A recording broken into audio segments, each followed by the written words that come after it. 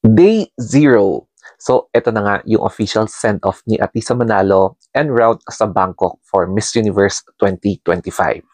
Naniniwala ka bang handang-handa na talaga si Atisa Manalo para makibakbakan para sa Miss Universe and para ma-achieve natin ang possible 5th crown? Pero alam naman natin lahat na medyo challenging talagang magkaroon ng 5th crown for the Philippines kaya hindi muna tayong umaasa kasi mahirap kapag hindi na-meet yung expectations natin.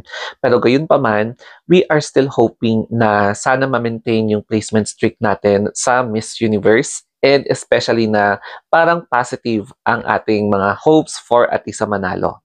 Inamin ni Shamsi Supsup doon sa kanyang send-off party ni Atisa na na-inspire siya sa humility ni Atisa kasi after joining Binibini Pilipinas at nag-represent sa Philippines sa Miss International na nag-end ng first runner-up, bumalik siya bilang 0. So she started again from scratch sa Miss Universe Philippines. And then, nung hindi niya nakuha yung corona last time, sumali ulit siya and nag-start ulit siya from scratch and nakamit niya yung tagumpay bilang representative ng Philippines ngayon sa Miss Universe.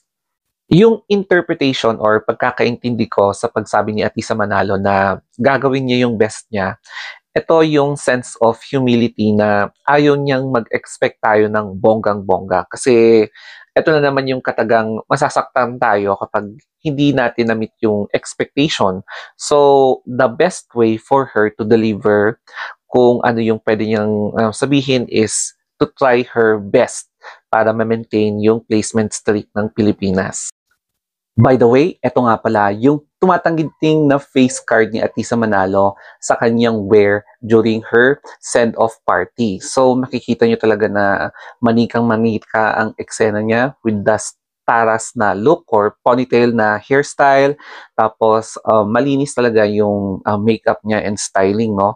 Tapos hindi na yung hard, hindi na yung bold, hindi yung fierce yung look niya sa makeup na yan, makeup and styling.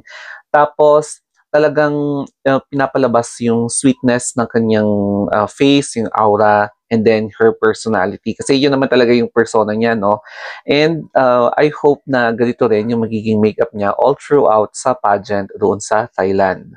Pag-usapan naman natin yung posibleng gagamitin ni Atisa Manalo sa kanyang national costume. So as you can see, may mga nagsasabi na may pa-hint kung ano yung parang idea na pwedeng isuot ni Atisa, yung may dragon kineme. So gumawa sila ng mga sketch nila tungkol sa posible na susuotin ni Atisa Manalo na basta merong dragon surrounding her body sa kanyang national costume. So hindi ko alam kung totoo to, pero ayoko munang mag-expect, no? Kasi sabi niya, surprise. Ganon din yung eksena sa susuoting gown ni Atisa Manalo sa Thailand, especially sa prelims and sa finals night.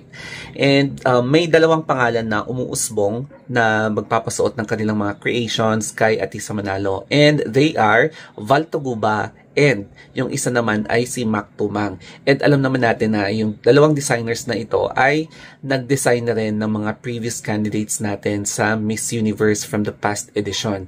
Pero kung ano man yung itsura or yung possible design ay mystery pa rin kasi para hindi tayo maumay sa element of surprise. So, tignan na lang natin during the prelims and sa finals night kung ano yung susuotin ni Atisa Manalo. Sa tingin ko, magiging pressure ito para kay Atisa Manalo na gaganapin yung Miss Universe doon sa Thailand. Kasi unang-una, si Catriona Gray na pinadala doon ay nanalo bilang our 4th Miss Universe from the Philippines. At ngayon naman recently, si Emma Tiglao ang nanalo bilang back-to-back na historic yung pagkapanalo niya as Miss Grand International 2025. So ngayon, medyo mas mabigat na yung pressure para kay Atisa, no? Kaya ginagawa niya yung best niya para pagpatuloy yung placement streak. And finally, narito yung mga fan-based na creations sa gown ni Atisa Manalo. So in-enhance nila yung mga previously owned or previously worn na gowns ni Atisa Manalo. Tapos, yung mga iba't ibang shades, iba't ibang makeup and styling na ginawa sa kanya from her previous na pageants. Tapos, previous na events, no?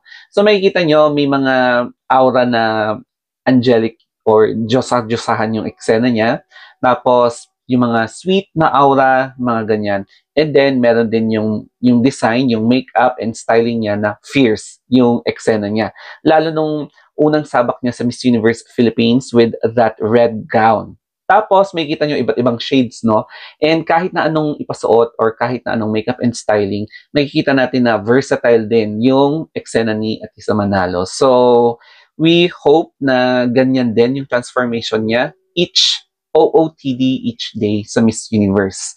So, at least meron na tayong glimpse, no? Or baka meron pang ibang pasabog. So, that's it, guys. Thank you and more updates to come, especially kapag day 1 na ni Atisa.